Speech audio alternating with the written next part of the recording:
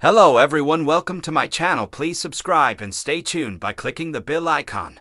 11 huge Coronation Street spoilers for next week.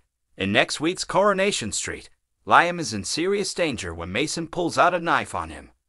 Elsewhere, Amy and Addie are questioned by the police, and Ed's return to gambling is at risk of being rumbled. Here's a look at the 11 big moments coming up. 1. Amy and Addie face the music. Amy and Addie are frantic with worry as they replay their encounter with dangerous predator Dan. After the shocking events of the previous night, the teens are clinging to the hope that Dan won't be able to remember anything when he wakes up. Unfortunately, that doesn't seem to be the case when D.S. Swain arrives on the cobbles and instructs both Amy and Addie to accompany her to the police station. 2. Addie and Amy share a kiss. As D.S. Swain starts firing questions at her, Amy requests a solicitor to be present in the room. D.D. soon arrives to represent her, and D.S. Swain resumes the interview, warning Amy that she could be looking at 5 years in prison for what she's done. Back on the cobbles, Amy thanks Addie for standing by her.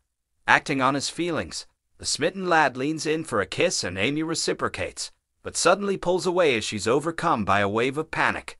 3. Mason frames Liam for theft.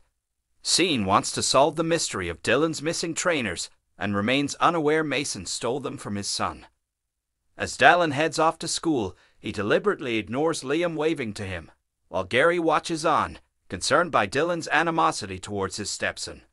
Dylan alerts Mason that Sean is planning to report his missing trainers, so he and Conch plant the shoes in Liam's locker, then dop him into Mrs. Crawshaw.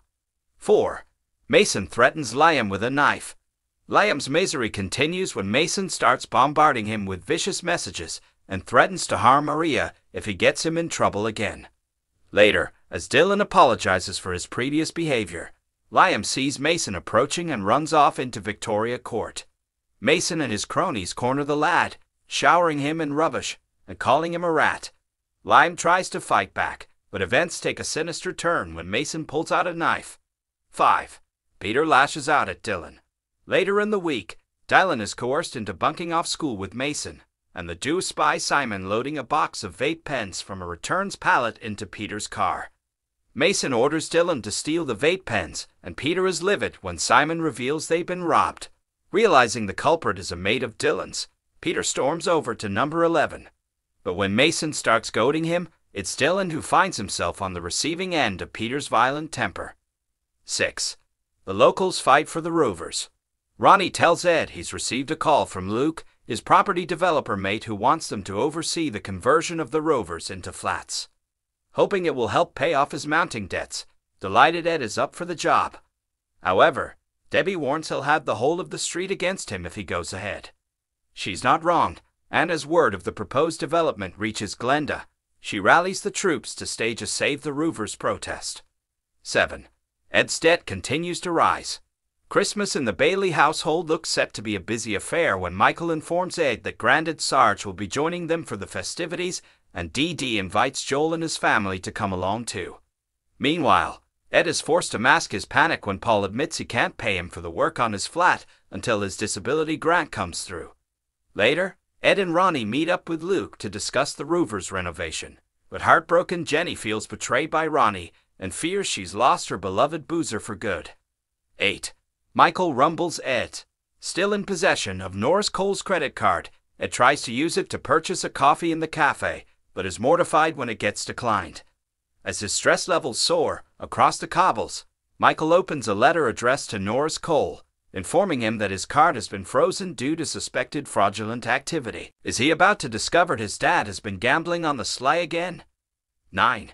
Carla resorts to desperate measures. Ed isn't the only Weatherfield resident having a cash flow crisis.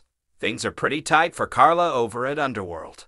The factory boss tells Beth and Sean she's paid their wages for last month and promises they'll have the money for the current month as long as they return to work and complete the order.